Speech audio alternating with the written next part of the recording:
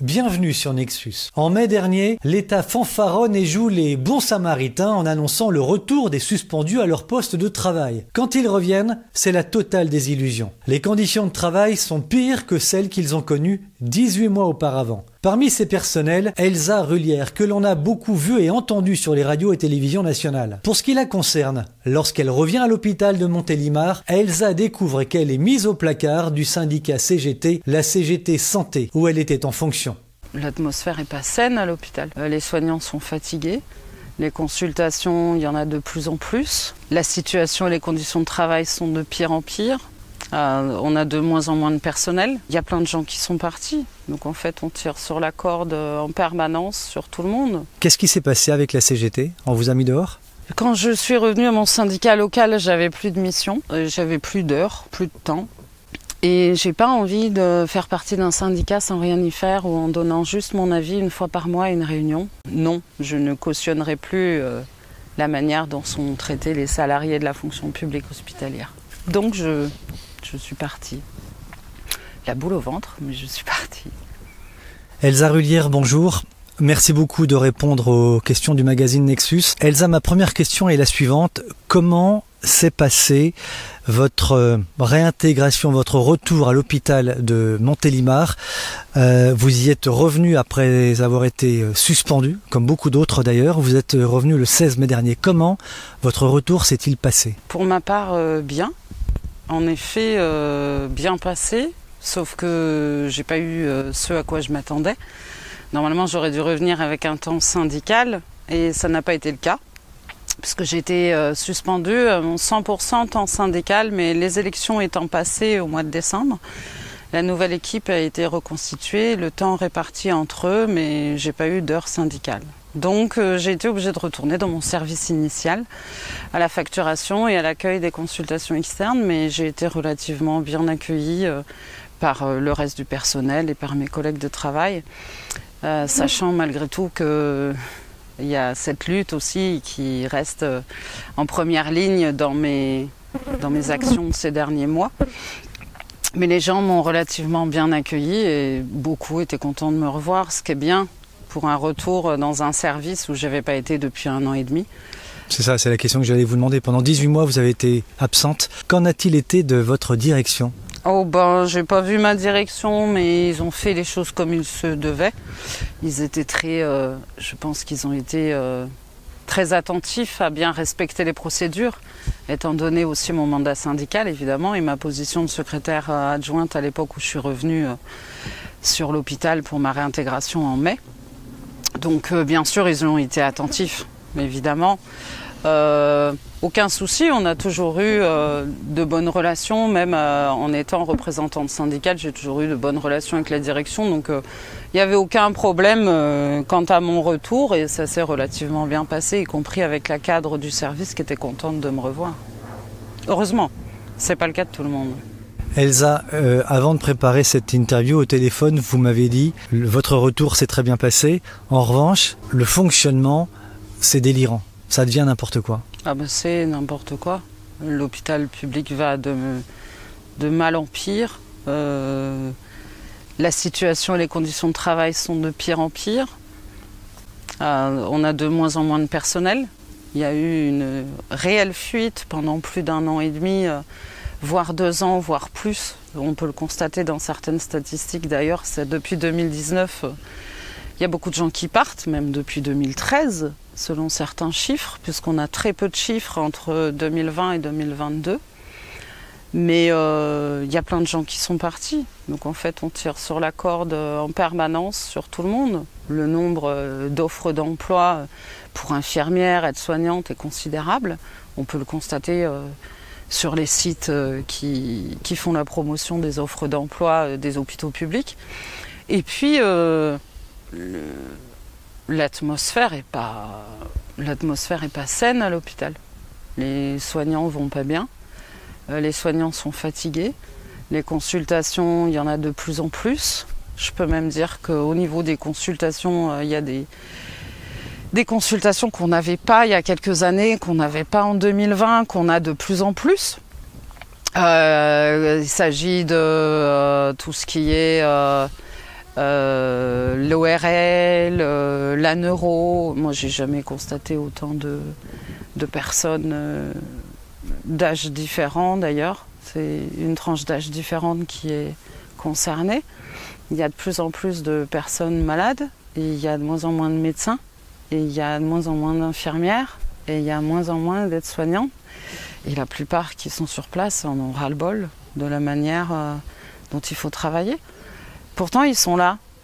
Ils sont là parce que ça reste, comme je le dis souvent, une vocation. Et donc, les gens restent là. Mais c'est des heures et des heures enfilées à être, on peut le dire encore aujourd'hui, sur le front pour pouvoir soigner les gens.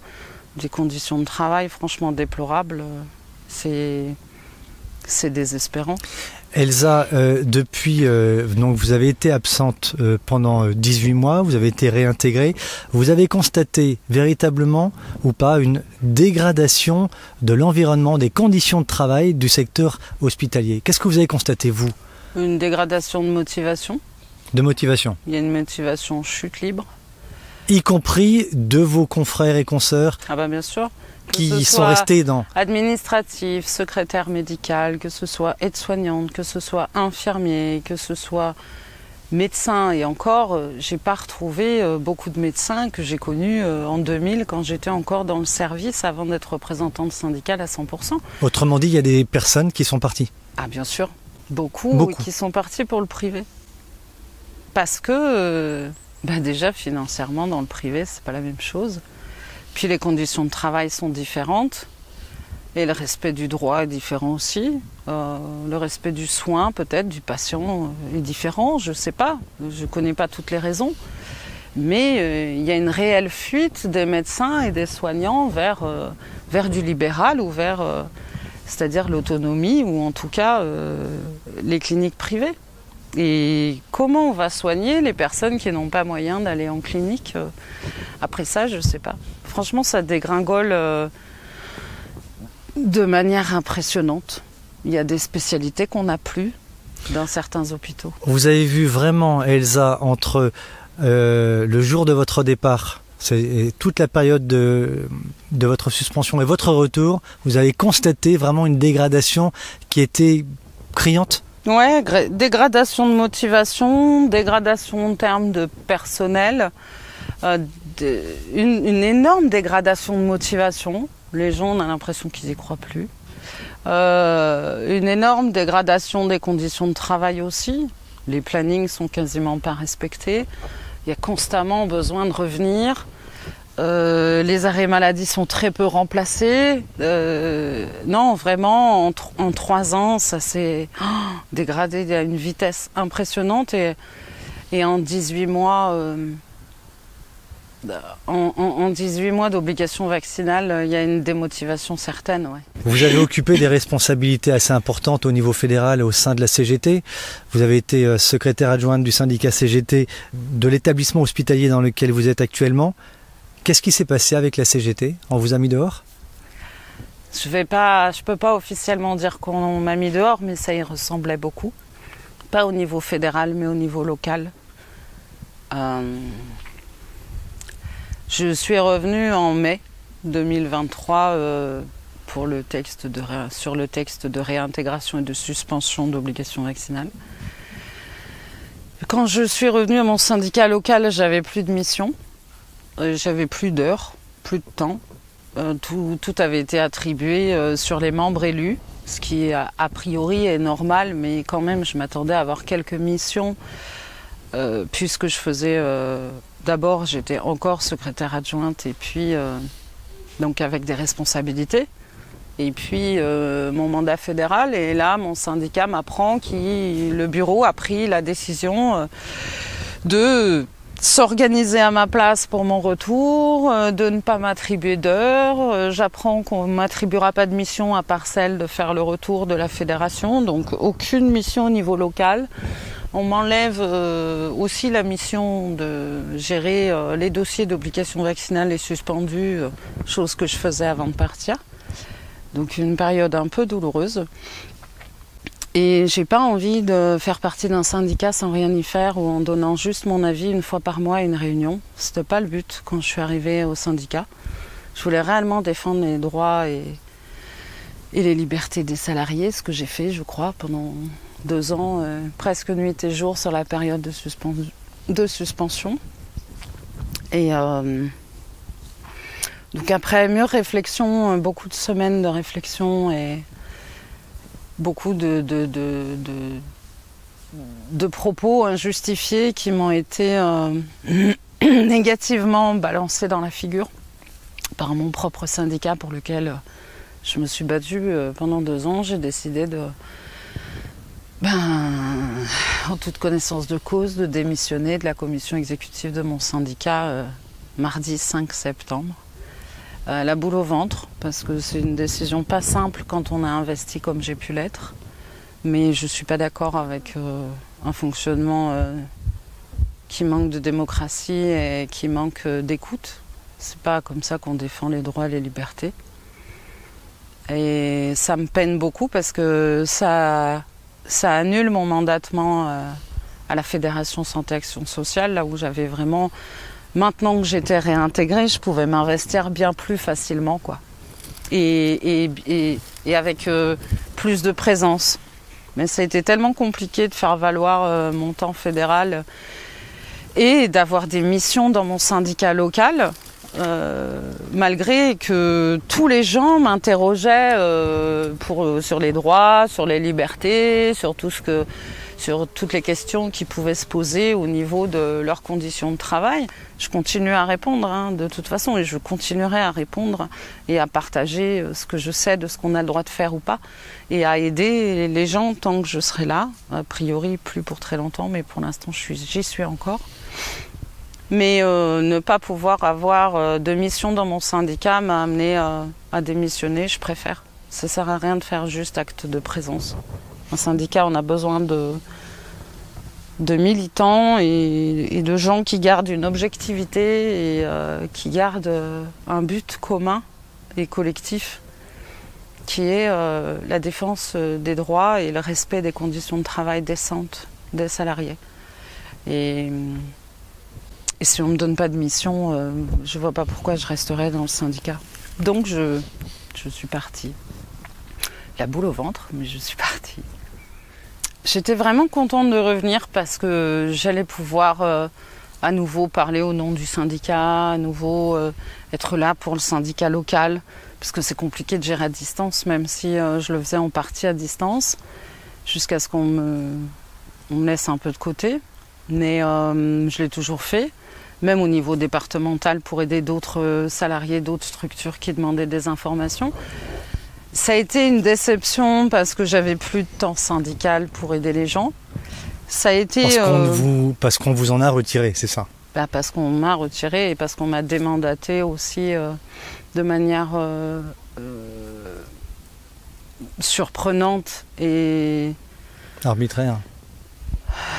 Je sais pas, arbitraire. Je sais pas ce qui s'est raconté quand j'étais pas là. Je sais pas du tout ce qui s'est raconté, mais c'était complètement injustifié que de me démandater de mon poste de secrétaire adjointe, de ne plus me convier aux réunions de bureau, de me mettre à l'écart, tout simplement. J'ai été mise à l'écart, sans comprendre pourquoi. J'aurais fait une faute, j'aurais compris. J'aurais rien fait du tout pendant 2 ans, j'aurais compris, mais je comprenais pas.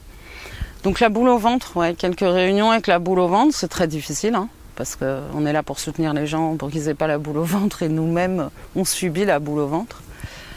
Et à la fois, un bon retour grâce au soutien de mes collègues de travail les plus proches dans mon service, qui étaient, elles, contentes de me revoir, contentes de pouvoir me poser des questions. Par contre, une grosse déception, et ces dernières années ont soulevé quelque chose de très important chez les soignants, qu'ils soient administratifs ou qu'ils soient infirmiers. D'ailleurs, je rajouterai une petite parenthèse à une interview que j'ai eue où un médecin a rétorqué « mais elle est administrative, elle n'a qu'à partir.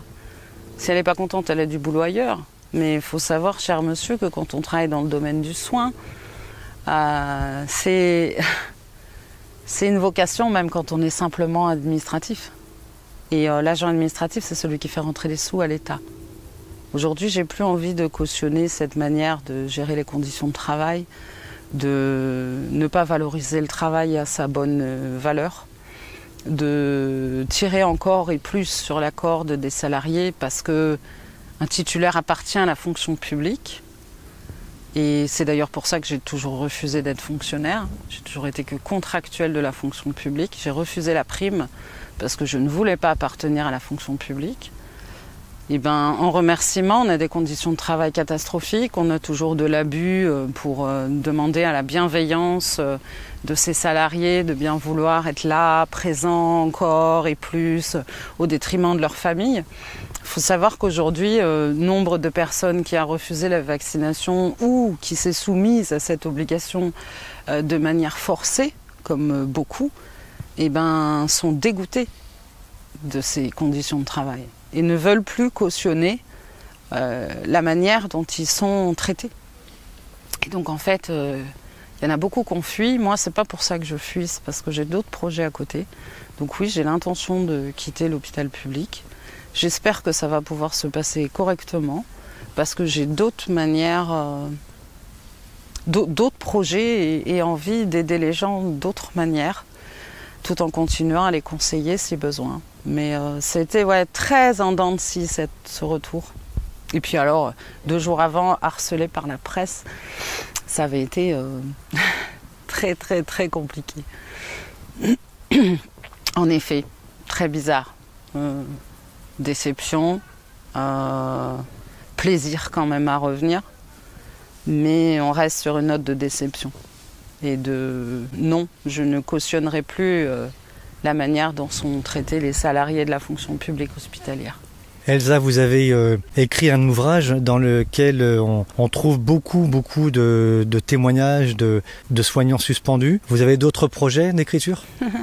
Ouais, j'ai envie d'abord d'écrire un livre sur la réintégration, que je vais peut-être coécrire avec une suspendue qui a signé une démission, elle, et qui a préféré quitter aussi l'hôpital. En tout cas, on a beaucoup de témoignages de personnes réintégrées et sur leur réintégration, donc on a envie de les montrer au grand public et que les gens soient au courant, parce que ça passe par la vraie information et par le vécu. Et puis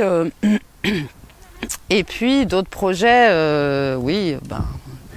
des projets de soins pour les gens, encore des projets de reconnexion parce que c'est important pour les gens d'aller mieux, peut-être d'autres livres si j'ai envie d'écrire autre chose, même si on est d'accord, les livres, c'est pas ce qui rapporte contrairement à ce qu'on pourrait croire, mais c'est important, il y a un devoir de mémoire et de l'information à donner. Et puis continuer à faire vivre les collectifs parce qu'on a encore plein de choses à raconter. Le port de masque dont on parle actuellement, l'épidémie qui risque de revenir. Qui est annoncée comme telle en tout cas. Ouais, c'est ça. Attention, ça arrive et le variant est très contaminant et en plus avec la particularité d'offrir des symptômes, c'est un variant asymptomatique, voilà ce qui a été dit. Très drôle parce que du coup il va falloir aller se tester et on ne sait même pas encore ce que teste le test, donc ça pourrait être n'importe quelle bactérie ou virus que ce teste, on ne connaît pas encore la fameuse molécule qui est testée. Donc par contre, ça fait des sujets positifs au test, donc ça crée une épidémie, donc on vous demande de reporter le masque. Enfin, on se croirait en 2020, quoi. Donc je sens qu'il y a du boulot à l'automne. En tout cas, pour ce qui vous concerne, Elsa, l'espérance de nouveaux projets, de nouvelles conquêtes feront place à la déception, aux déceptions. Ouais, c'est possible. C'est possible, on verra bien. En tout cas, on s'attend à tout. Mais je garde en tête des projets perso pour continuer à prendre soin des gens. Parce que même quand on est juste administratif, on a peut-être d'autres choses dans son bagage. Un petit clin d'œil à ce médecin qui avait été vraiment ignoble sur Apolline Matin. Et qui a parlé sans savoir. Qui a jugé qui j'étais sans me connaître. Et d'ailleurs... il y a une lutte là-dessus actuellement. Hein. C'est comment on peut juger sans s'informer ou sans savoir.